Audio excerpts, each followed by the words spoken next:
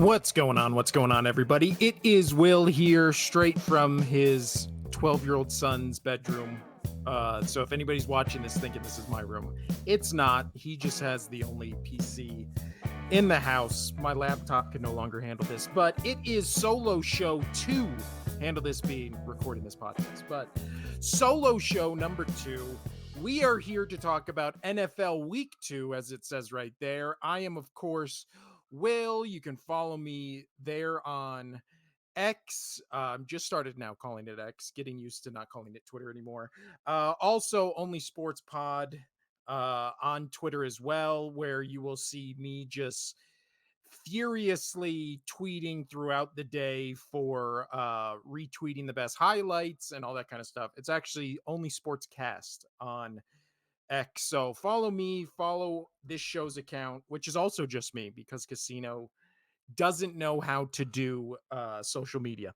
But let's talk without further ado. I'm going to try to make this show shorter than the last one, but let's talk about NFL Week 2, shall we? And the discussion for NFL Week 2 is going to be a late flag in the final moments, I believe it was 16, 4th and 16, help the Chiefs get into field goal range to beat the Bengals. The wide receiver got hit from behind on a corner who was too anxious and got there before the ball. Now, that's what they say. Of course, you have the great analysis of Jim Nantz and Tony Romo on always the biggest besides Chris Collinsworth, just the biggest Mahomes fan, right? He can do no wrong. The Chiefs can do no wrong. They're so smart. They're literally hyping up a fullback 2 seconds before he fumbles, just talking about what a standout he is in camp. Like, oh really? The rookie fullback is blowing people's minds at Chiefs camp. And again, like, he had like a couple, like 3 carries in the game. I'll look it up right now. But yeah, I mean, Casino was very mad about this. He called me, he ranted about it. Stay tuned for Tuesday's podcast where we'll see Casino rant about this. At this point, I'm kind of just numb to it. Like, when it happens to your team in a Super Bowl on a questionable call, yes, the Eagles, I'm talking about, yes, I just got out of the shower, so my hair's all messed up. It happens in a late game against the Chiefs. When it happens to you, it kind of just numbs you when it happens to other teams. Now, if you're the Bengals, of course it happens to you every time you play the Chiefs, right? It's like that famous, now famous quote from, I believe it was somebody who used to play for the Sixers, talking about, like, when he was in the NBA, it was like, oh, we're playing game 7 in Boston, right? So it's going to be Celtics Heat. This was when it was LeBron era Heat, right? So it's like, his teammates, he's excited for game 7, getting all hyped up, and his teammates are like, why are you so excited? We're literally gonna have to blow him out by like 30 points. And then he's like, what are you talking about? And then he's like, ask yourself, you're the NBA, would you rather see the Celtics, the powerhouse Celtics with the first, dream team 3 stars hooked up together, which led to the Heat and their 3 stars hooking up together? Would you rather see the 3 megastars and the 3 megastars, or Sixers with not really any names versus the Miami Heat? And the guy was like, oh shit, we're going to have to win by 30. And then they lose that game and it's the Eastern Conference Finals, blah, blah, blah, blah, blah. That's what the Chiefs have just become. Like, if it is a 1-score game going into the 4th quarter, you need to, you're literally, there's nothing you can do. And again, this is just like, oh, you're going to hear on the other podcast, like, the brilliance of Mahomes. Like, oh my God, he does it again. And then it's just like, what are we watching the same game? Why do people talk about these games as if you just watch them and it's just like, wow, nothing fishy happened here? 31 other teams never, this thing never happens to them. Just coincidentally, it happens to the Chiefs, right? It happened literally in like, I was in a Patriots fan, right? I hated them probably less than the Chiefs now. But when I hated the Patriots, it was like, the one call they ever got was the tuck rule, right? And that was like a thing that was talked about still to this day as one of the biggest like bullshit calls ever. The Chiefs get like 3 of those calls a year where you're just like, "Wait, what?" Like what? And it's always, again, it's always crucial games. It's always games against division rivals, or not division rivals, but like AFC rivals, right? It's only in the big games, right? It's only in an NFC or an AFC championship game. It's only in an AFC divisional game. Oh, it always happens against the Bengals because they're the only ones who prove they can actually beat the Chiefs. But yeah. And again, I don't give a shit about the Chiefs. Like everybody hates the Chiefs, everybody loves the Chiefs. I hated the Chiefs in the Super Bowl when my team, the Eagles, played against the Chiefs, but I'm an Eagles fan, so I'm more focused on the NFC side of things. Like the AFC side of things, I'm just sick of, we watch all these games every week, right? No other games this happens to. No other teams this happens to where it's a close game late and then every single time it's like a flag decides it, a questionable call. And again, you can say like, "Oh, that was a penalty." But then you have to go through the 10 previous times this has happened with the Chiefs and be like, "Yep, on all these questionable calls, all 10 of them favored the Chiefs."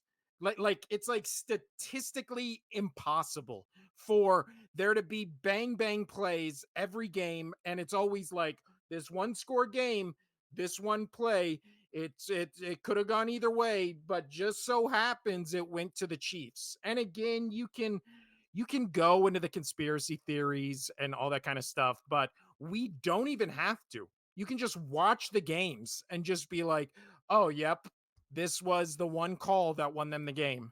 Like, and again, the second it's a close game like this and you see the other kicker miss a field goal, and then it's like, okay, well, now this game can't go into OT. It's like a field goal wins it.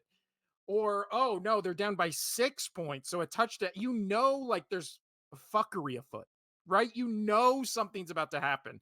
It's only in Chiefs games, though. Every other game, you're just like, there'll probably be some weird penalty that's not called, and then we'll talk about afterwards. Like, why wasn't that called? That's weird. In the Chiefs, we never do that.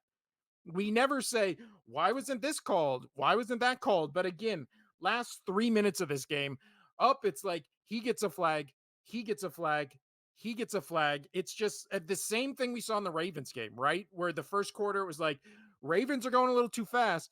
Let's just call 90 false starts on them. And then even the announcers will be like, I don't know what he's doing different. And then it's the Chiefs side, guys doing the same thing. The announcers are like, he looks like he's getting off a little early. Nope, no, doesn't. Just let him do it, let him play, right? So when the Chiefs three-peat, I mean, it'll be fantastic, right? The NFL will get exactly what they like, which is Taylor Swift, right? We have to cut to her every game. We have to show her on the official NFL account showing up to the game. We have to see every aspect of their life. We can't. This is the. I'm full on just in conspiracy theory now, right? Because it's just like the NFL's biggest cash cow is just this team that has this connection to like the world's biggest pop star. And it's just like everything benefits that team that makes this team more popular, that gives her more. It's just, again, the NFL is not categorized as a sport. It's categorized as entertainment, which I always think about. And I only think about it really with Chiefs games because that's the only time where you're just like, huh, watched every other game the past 2 weeks. Only kind of fuckery that was in both games was both Chiefs games.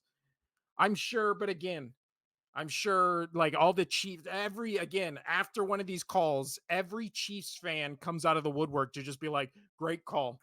Great call. As if that call happened against the Chiefs and you wouldn't be fucking up in arms about it, right? Using it as an excuse of like, see, bullshit calls don't only affect us, which is what my main point of why I hate calls like this is. It's just like, I know if it helped my team out 10 times, right? Which the Eagles, like, I'm an Eagles fan, so I can't think of calls like this that have helped out my team, but I would equally hate it. And I equally hate when calls benefit my team that are bullshit because I know it's going to come around and mess up my team in the future.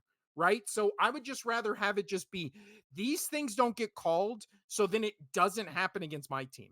Right. Or like we always see the overcorrection. So it's like next week, if there's any questionable thing like this that happens, if it's to end a game or do a play for everybody else but the Chiefs, they're not going to call it. Right. And they're going to be like, the announcer's going to be like, well, this is in response to last week when that questionable, it's like, this has a snowball effect and it always has for years where it's just like we don't know what a catch is, so then it's in the playoffs and the Super Bowl like we're just going to call everything a catch, right? We don't know what a fumble is. Oh, he caught it, he almost fumbled here, like it's just like, so now we're not going to call anything. And then it just becomes like the selective we saw in earlier in this game. I mean, let's just talk about the game of itself.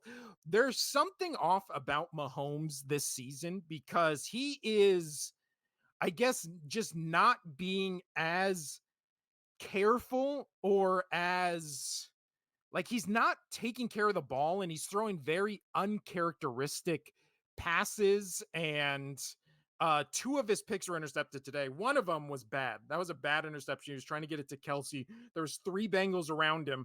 Literally threw it to the guy standing directly in front of Kelsey. There was like minimum pressure on him, but it wasn't like he got hit or he had to force it out quickly. That was just a bad one. The second one was a one-handed Odell Beckham Jr. esque interception that was incredible, right? Like that's not on him. That's on that guy just making a great, great interception. But other than that, 18 for 25, 151 yards, two touchdowns, two interceptions. He also got sacked, what, twice. It felt like a lot more. He was really getting hit and knocked around out there. The Bengals, Joe Burrow came back 23 for 36, 258, two touchdowns, zero interceptions. Also lost a fumble on again a play where it's just like, uh, yeah, this is a fumble and return for a touchdown. But let's not rule him down, right? Because it has to be indisputable evidence with the first call. So let's not make any calls so we can just make sure we get the call right. And then it's like interesting. I've never seen that before in a football game where it's a play like that where everybody's kind of just standing around and even the it's like 2 3 minutes have passed or that's what it felt like, and even the announcers are like, weird that there's no call on this yet. And it's like, yeah, because they don't want to say he's down and then be like, well, we need indisputable evidence. It's like one of those things where like, oh, we're going to call it a touchdown after a minute of all of us getting together and talking again. Only team in the league that makes me just go like, this is weird. It's weird. But yeah, I thought Bengals defense played great. I thought Joe Burrow looked great. It looked like he could actually hold a water bottle this week. So that again, I don't know how you if you're the Bengals, it's like what do you do?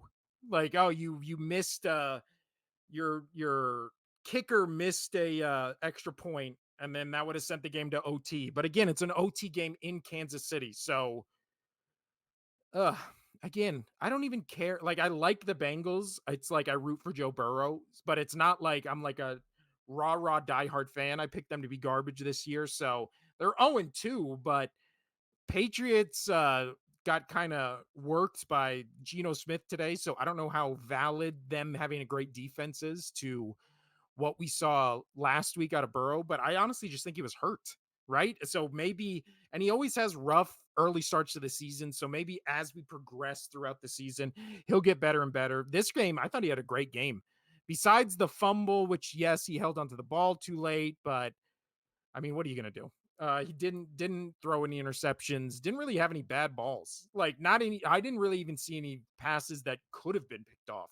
So I thought he had a great game. But again, when you're playing the Chiefs, especially in Kansas City, you have to have a double digit lead like in the last 5 minutes of the game because they can only. It's uh, they can only fuck you so much, right? Where you're just like, well, they can't give them 10 points. They can give them 7 and then we can just burn the clock out. Uh but that was the worst again. Watch all these games every day. Only the Chiefs games are ever just like where you're at the end and you're just like, huh. Like, yes, they're thrilling. Yes, they're exciting. But then it's just like a wet fart at the end of it where you're just like, oh. I guess. Like, okay. And again, I don't really give a shit about the Chiefs. Like, I hated them in the Super Bowl, where another call where it's like, of course you got to call that. I mean, haven't called it the whole game, but right there you got to call it. And it's just like, yeah, of course. I'm sure that call goes against the Chiefs in that same situation. But let's go on to the other games because it was honestly a great day besides that wet fart of an ending. But this was a great game. As an Eagles fan, as a Cowboys hater, hopefully the Eagles win. With how weird this weekend was, I can't. I mean, most of these favorites just got rocked and lost to teams that they were. I mean, the Ravens, which we'll talk about in a couple minutes, they get beat by a Raiders where they were almost 10-point favorites going into that game. This game, I believe it was Cowboys were like 2.5 at kickoff, maybe 3-point favorites. Because again, this was in Dallas. Everybody, including myself, thought, oh, the Saints just did what they did in week one because it was against the Panthers. And the Panthers, after today, which we'll get to and definitely maybe, I don't know, worst team in the league, but the Saints just go out there. Derek Carr is just dealing. And then you have Alvin Kamara having just a resurgence as like a guy who in my main fantasy draft went it like pick like 50 and now the past 2 weeks looks like he's back to being one of the best, most versatile running backs in the league. Alvin Kamara, 20 carries, 115 yards, 3 touchdowns rushing, and then receiving, he also had a touchdown and 65 yards. Rashid Shaheed, I know I butchered that name, catches just a 80-yard bomb for a touchdown going right past two safeties, which weird that one of the fastest wide receivers in the league, you're going to put two safeties on to try to contain him, and he literally just runs the seam right in the middle of him. But Derek Carr, I mean, wow. 243, 2 touchdowns, 1 interception, 11 for 16. But I said this to because me and Casino just message all day when football's on. I said this to Casino. I watched all this game, all the Bucks Lions, all the Vikings 49ers, and then I just had the red zone. You know how they do the little four squares? So those are my four squares the whole day. And I was just going to each of them to hear the audio, but I was messaging Casino like 5 minutes into that Saints Cowboys game, and I was like, every tackle the Saints players make look violent. Like it just looks like I mean, it's a routine tackle, and it looks like some guys on the Saints is killing the guy he's tackling on the Cowboys. It was amazing, like kind of where you're just like, oh my God, like what is happening with this Saints team? I mean, the biggest shock I believe in the league right now is not that the Saints are good, because again, me and Casino were like, we just forget about the Saints. I don't know if I think we might have picked them to be one of the worst teams in the league, but I just picked them to be one of the teams where I'm like least interested in. And now 2 weeks into the season, right there with the Bucks, they might be in my top 5 of teams I'm most excited to watch, except next week when they play against my Eagles, which I'm now terrified of. But it was just unbelievable how hard the Saints defense was hitting and then how easily the offense was running the ball. I mean, if we look at just rushing yards just for the Saints, they had 432 total yards, almost 200. They finished at 190 rushing yards against, again, a Dallas defense where it was like the question marks for this team are going to be on the offense, right? Because it's like outside of CeeDee Lamb, who does Dak Prescott have? They have the worst running back group in the entire league, evident by the first 2 weeks where they can't move the ball at all running the ball, right? And then you look at without CeeDee Lamb, I mean, their rushing yards today were 68 yards. And that was Rico Dottle, 30 yards, Ezekiel Elliott, 16, Dak Prescott, 12, Deuce Vaughn, 11. Like, just nothing, right? They had, I believe, like a little less than 20 carries. So it's like there was no running game. With CeeDee Lamb had that great touchdown where he, in double coverage, like slipped under the guy and just kept running. But it's one of those things where when Dallas has to come from behind and you lock up CeeDee Lamb, which the Saints, I think, did a great job except for that one touchdown. And even then, they had two guys on him. He just slipped through them. So besides that one play, they pretty much contained him all day. And then it's like, what is this Dallas team where they can't stop the run and then they lock up CeeDee Lamb? And it's like this. It's what we saw with the Packers last year. Like when you get the ball rolling on them, they don't have enough weapons to stop you. They're built to rush the passer, right? They're not built to stop the run. So you get 2 scores on them, you just start running the rock on them. You lock up CeeDee Lamb so they can't win their way back by just passing in large chunks, right? And then it's like we saw what happened with the Packers. We saw what happened in this game, where it's just like the game all of a sudden gets away really quick, and then you see Dak Prescott just trying to force the ball. I believe he had 2 interceptions today. One was just, I mean, a brutal, brutal one. Yeah, he had 2 interceptions, almost 300 yards, 1 touchdown, threw the ball 40 times or 39 times. And yeah, it was evident. Like I watched again that whole game because I'm an Eagles fan and I love the Cowboys getting their ass kicked. But the Saints, man, I mean, and I'll put some respect on your name because before the season, I was like, I have no interest in the Saints team. I don't even think I'm going to watch it. Like Derek Carr, you yuck. And then 2 weeks into the season, like the MVP races between Derek Carr, Baker Mayfield, and Sam Darnold. Like I put a tweet out on the Only Sports Podcast, which is the Tuesday Thursday show. This is obviously the solo show. Look at the logo up there.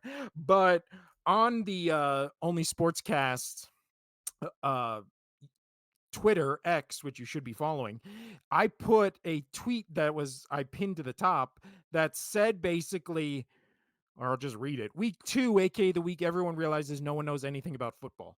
And that's me in Casino. That's everybody on TV. That's everybody else doing shows. Like they always like that famous quote, right? By uh Herman Edwards, I believe, right? Where it's like, we play to win the game. Like we play the games. I butchered that quote, but whatever. But it's like, that's why football's the best. You can have all the analytics you want. Everybody can be like, of course this is going to happen because look at the stats, look at what this team does. And then you play the games and it's like, oh yeah, of course the Cowboys are going to kill the Saints. Like they have this really great defense. They got Prescott, they got Lamb, and then it's like all that's on the table, nothing weird happens, and it's just a good old fashioned blowout. And you're just like, huh. So everybody was wrong, right? Like everybody, including myself, was like, oh, the Bengals are going to get blown out by the Chiefs. And then it's like, the Bengals probably should have won that game if 2 plays changed differently, right? One of them completely out of their control. I know, we hit him early. I know. But we just talked about him. Let's move on to the Bake Show, who just cooked up. Oh, you know what? I should change that. For Casino and me's one on Tuesday, I'll say cooked up the lines, but it's Bake Show, whatever.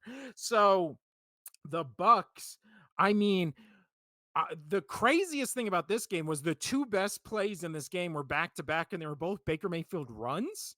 Like the go ahead touchdown that led to the Bucks winning this game was a Baker Mayfield scramble and then a Baker Mayfield quarterback draw where he literally weaves around like 4 or 5 Lions defenders and then dives into the end zone, and that ended up being the go ahead score. But I mean, what is we saw Baker Mayfield on the Browns, and then he had like that really weird departure from them. And remember, he went to the Panthers, and they had him like on their like practice squad, or had him like being like fake defenders in like the practice or whatever. And those pictures came out, and it was like, can you believe this guy used to be the #1 pick?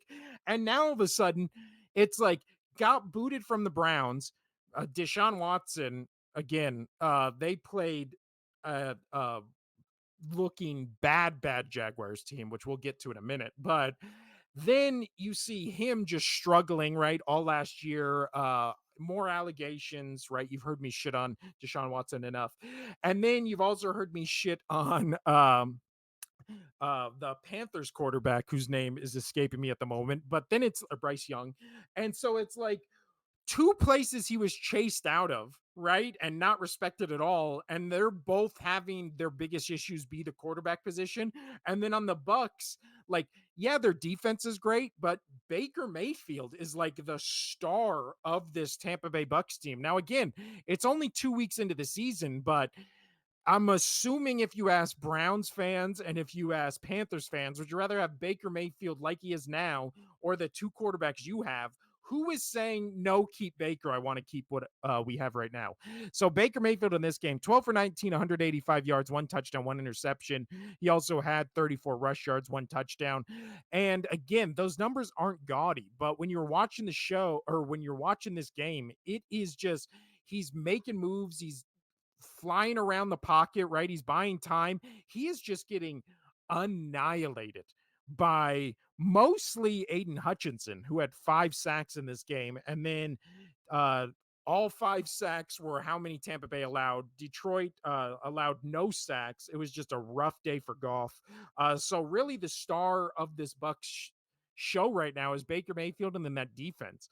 Again, a lot of similarities between why the Saints are doing good right now and where the Bucks are doing good right now, which is just really stout, hard-hitting defense where when you see them hit opposing teams, you wince, right? You're like, "Oh."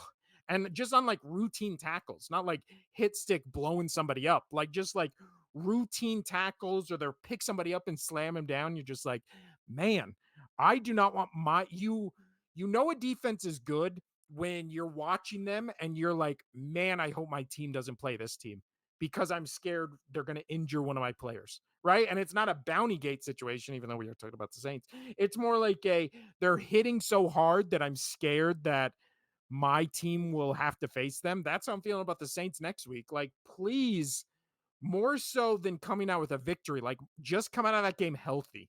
That is just what's scaring me about them. But the also the Lions game, Jared Goff, 34 for 55, 307 yards, 2 interceptions. And both those interceptions were just, I mean, the first one, his wide receivers literally getting mugged, like hung by the back of the neck by the defender, and then no call, right? No call. I'm sure if that's in the Chiefs game, that's getting called 100 out of 100 times.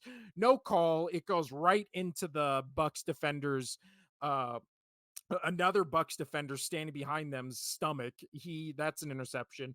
That one was egregious. The other one, I think that was the one where he like threw it into triple coverage. And that was just a really bad pass. But not Goff's best day, but that first interception was criminal. And it was critical because this ended up being a 4-point game that kind of swung the little momentum the Lions had at the moment.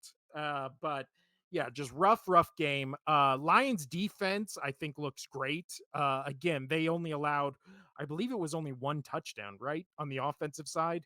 Or oh no, two, because there was the rushing, right? The rushing and the passing, and then one field goal. But yeah, it was just or a couple field goals, sorry. But that both of those games were great for very different reasons. And then this game, the Las Vegas Raiders stun the Ravens. And the Ravens, my issue with them the first two games is it looks for large stretches of, especially the beginning of the game, mostly the middle of both what we saw against the Chiefs and now what we saw against the Raiders, is they just look like they don't really care. Like, especially Lamar Jackson just kind of looks like lackadaisical, right? Like he's kind of just like going through the motions and he's kind of just like hanging around and there doesn't seem to be any like urgency or like even and with this game it kind of felt like that throughout it. Like the last play of this game was a Hail Mary where Lamar Jackson takes off and it's like he had two defenders to beat. It looked like he had the angle and was fast enough that he could have potentially got around them or through the middle of them and ran in for a touchdown, but he just pitches the ball back like way too early and then kind of is just like dancing around a little and then they lose. And then now I know that's the end of the game. So it's kind of like they're probably reserved to the fact where it's like, well, we didn't have a Hail Mary, so we're kind of over. But that was just that game just felt weird.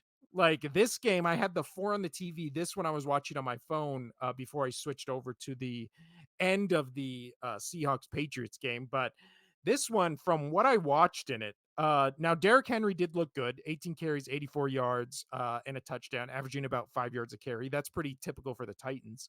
But yeah, it's just again, something's up with the Ravens. And it's not like you can look at bad quarterback play for other teams or like bad defense and just be like, that's clearly the problem, right? But with the Ravens, you're kind of just like, I don't know what it is. They just don't look like they want to win games or like want to be there, if that makes sense. I don't know. It's just a vibes thing with the Ravens where you're like, what's going on out here?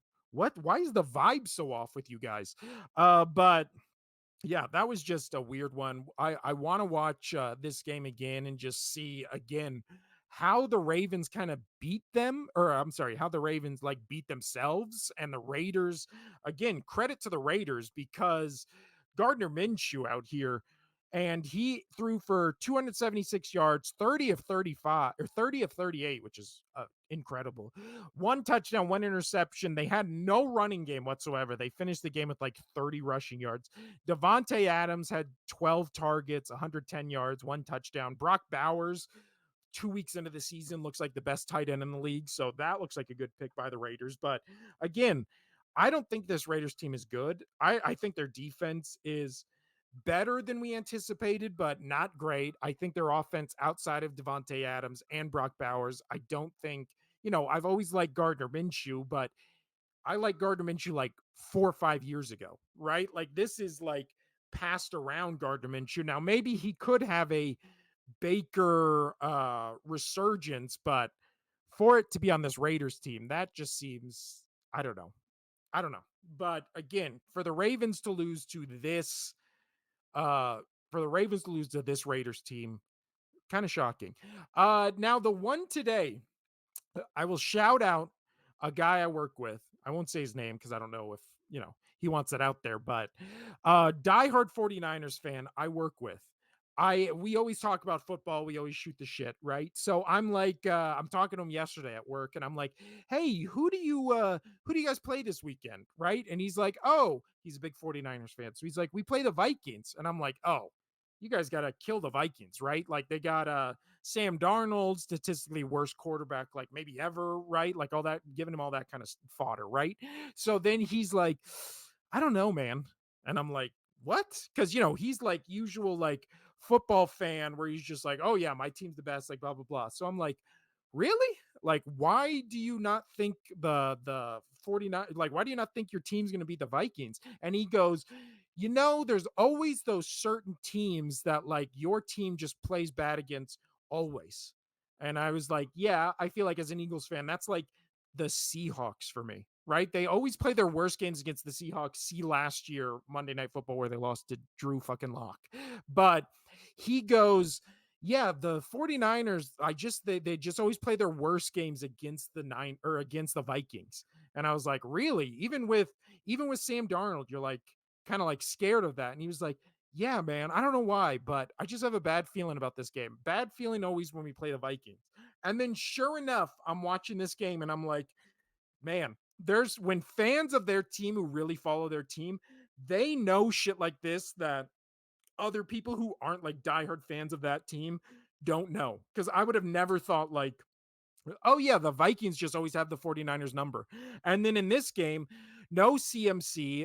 Kittle gets knocked out early. I believe Debo's going to be fine, but he was limping for a bunch of this game. The Vikings win 23-17. Purdy, one touchdown, one interception, 28 completions, 36 attempts, 319 yards, and again, one touchdown, one interception. The San Francisco also lost a fumble. The Vikings sacked Purdy 6 times in this game. And watching this whole game, it was just the pressure the Vikings were putting on the 49ers was like one of those things where it's like, man, I can't remember the last time we've seen the 49ers offensive line get kind of pushed around like this. And then Purdy looked lost out there, even though he had a lot of completions. It was a lot of really high balls to mostly Debo Samuel and Ayuk, who are just jumping out of their shoes to catch these 10-foot throws, right? But then it was also a lot of dink and dunk, a lot of like nothing open downfield, and it was just the Vikings did a great job of just containing everything like in front of them. right? Like we were just talking about the Cowboys, where it's like, how do you let him run past you with two safeties on him, right? For like an 80-yard bomb. The Vikings just kind of kept everything in front of them, everything by the line of scrimmage, and just kind of like, again, just punched him in the mouth. And it was very, very just kind of methodical and just like, oh, yep, we're gonna like the Justin Jefferson 98 yard touchdown was incredible. But then you also had Ty Chandler, 10 carries, 82 yards, averaging over 8 yards a carry. Sam Darnold was he again, he didn't really have any wow throws besides the Justin Jefferson one. I believe there was one other one where I was like, "Oh, okay, Sam Darnold," but he was more again just kind of managing the game, but like making some good throws. Where Purdy kind of seemed off the whole game just because he was under pressure and he was constantly like moving around and he didn't look like he could ever get his feet set. Darnold looked comfortable in the pocket. The 49ers what they sacked him 4 times, but it never really felt like he was off his game. You know, there's the famous quote of him sitting on the bench against the Patriots when he was still in the Jets, being like, I'm seeing ghost out there. And then that became like a big meme, right? Where it's just like he was clearly like frazzled. And then in this game, he was just calm, cool, collected, like just making all the throws, kind of standing in there, just delivering. It was impressive. Now, again, the 49ers, what we said before the season was they need all their pieces to contend, right? So then all of a sudden you come into this game without CMC, and it's like Monday night, it's like, oh, let's have this running back that nobody's heard of come out here and, shock the Jets. And then it's like this week, they're like, okay, let's do that again. And then he goes 20 carries, 100 yards, one touchdown, averaging 5 yards. And it's like, okay, that's good, right? Like, not bad. But then it's like, okay, let's get Kittle involved. And then Kittle's out. And then it's like, okay, let's keep going to Debo. And then Debo kind of goes out. So it's one of those things where, again, your team is only as good as your best players. And on the 49ers, the Achilles heel of this team has always been in their best players are always injury prone, right? The Jimmy G days, it was like Jimmy G was injury prone, CMC was injury prone, Kittle, Debo. And now it's like Purdy is always in there, but everybody around him is always kind of like battling an injury, missing a week, only in half the game. And that stuff adds up. Again, you can turn this into a Purdy sucks without his weapons, but I can also turn this into a every team sucks without their 5 best players, right? Like you look at every game and it's like the Vikings were really good in this game and Justin Jefferson was a big reason why. The Raiders won because their best player had a really good game. It's like every team you can be like, these 4 or 5 players are the reason they won. So on the 49ers, when 4 of their 5 best players are out or injured or in and out of the game, you're just like, yeah, I can see why that would be rough to score. But let's move on and then we'll get out of here to definitely, maybe, and I don't know. So, what this game is after week 2, I tell you what I definitely know, what I maybe know, and what I don't know. Right. And so it is after week 1, the definitely was now in question because the definitely was, oh, well, definitely the Bengals are a dumpster fire. And then you see them today and it's like, maybe not. I don't know. So that'll be in maybe, but let's start with the definitely's. So the definitely's just right off the top of my head are definitely Carolina and the New York Giants are the worst teams in the league, right? Everybody after last week talked about like, oh my God, the Commanders, their defense might be worse than the league. Giants score 18 points, and besides Malik Neighbors having a great game, uh, that was a rough game to watch. I don't know why Red Zone kept cutting back to not even when that game was in the red zone. They just kept cutting back to that game like over and over again when there was much better games going on. And it was like nobody outside of Washington or New York care about this game. So please stop like focusing on it so much. Jaden Daniels looks good, but yes, he runs too much, and yes, he takes too many unnecessary hits. There was one today where a Giants defender was just holding him up, and another Giants defender just came in and just cracked him right in the ribs with his helmet. So yeah, he looks small. Does not look as small as Bryce Young. Bryce Young, now the famous clip going online of him looking like he's about to cry after a second interception.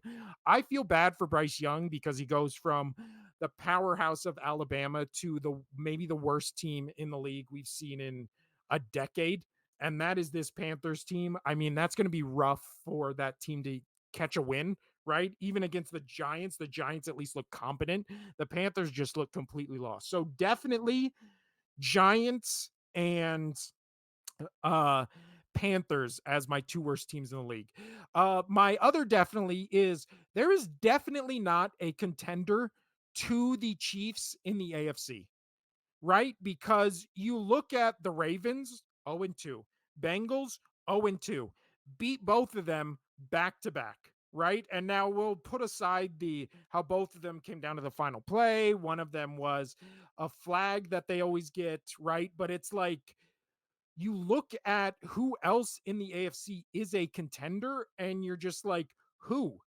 Right? Except for the Buffalo Bills. And but we've how many times do we have to see this story of Bills versus Chiefs before we just go the Chiefs have their number, right? And I'm sure it'll end one time, but I'm not so certain it will tonight. I'm recording this between the 4 p.m. and the Sunday night game, so I don't know how the Texans look, but if the Texans win, maybe you can say fresh blood in the water with the Texans. Maybe they will have the Chiefs number. Maybe they'll be the new Burrowhead thing. And then the other one, really the only other one, well, I guess there's only two. The only two other ones who could potentially be threat to this Chiefs team in the playoffs is either the Chargers, which we're going to see twice this year. So we'll be able to make a determination if, like, oh, yeah, the Chargers have the number. The Chargers can beat them a third time or, you know, win again if they win either of the other two. The other mystery wild card is the Steelers because their defense looks like legitimately one of, if not the best defenses in the league after 2 weeks. I mean, what they did to the Broncos today was impressive, even if it was against Bo Nix. Like that defense is legit. That defense is real. I'm curious to see. I believe next week is when they play the Chiefs, but I'm curious to see what they look like against an actual like competent quarterback instead of Bo Nix and I forgot who they played week 1, but yeah. So I am those and honestly those are my only two definitelys. The other definitely that I had, I can't even put as a definitely. So the maybe is maybe, maybe the Bills can be contenders. Again, that was really impressive. We'll talk about I don't want to bring that up today, but we'll talk about the Tua stuff on Tuesday because I want to get Casino's opinion about that. But what they did on Thursday was real impressive.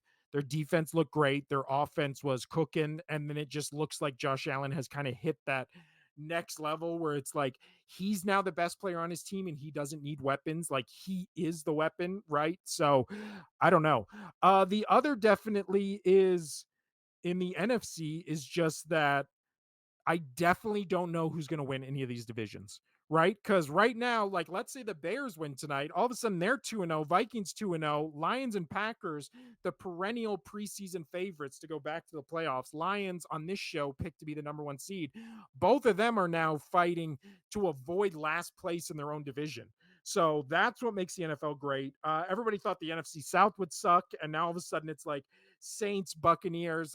If Falcons lose tomorrow, the perennial favorites going into this, they're all of a sudden 0 2. So this is why I thought the Rams would be great. They get blown out by the Cardinals today. So let's just go right to I don't know. Are the Cardinals good? I don't know. I don't know. I don't want to play them. Kyler Murray looks like he's impossible to sack, especially when you get 6 shots at him. When it comes to the Seahawks, are they good? I don't know. When it comes to the Saints Bucks, are both those teams real? I don't know. We're only 2 weeks into the season. I don't see how they could not be, but it's a long season. Again, the season ends in February. We're not even out of September yet, right? So, lot of season to go. Is will the MVP end up being Baker Mayfield or Sam Darnold or uh, what Derek Carr? I don't know. That's again heading into week 3. Those are the front runners, which is insane. But I just wanted to do a little quick, definitely, maybe I don't know, because honestly, I couldn't think of anything to put into those because I was like, I don't know anything, but I don't want it to just be all I don't know. I want to stretch it out a little. But this was really the week where the first week you were like, oh, I don't know. I did pretty good. This week, I don't know what's going on in the NFL. I don't know. And we still got 2 more games, which we'll talk about Sunday and Monday's games on Tuesday's show. But whew, what a week. This has been Solo Show number 2. Let me know what you thought, what your teams did this week in the comments below.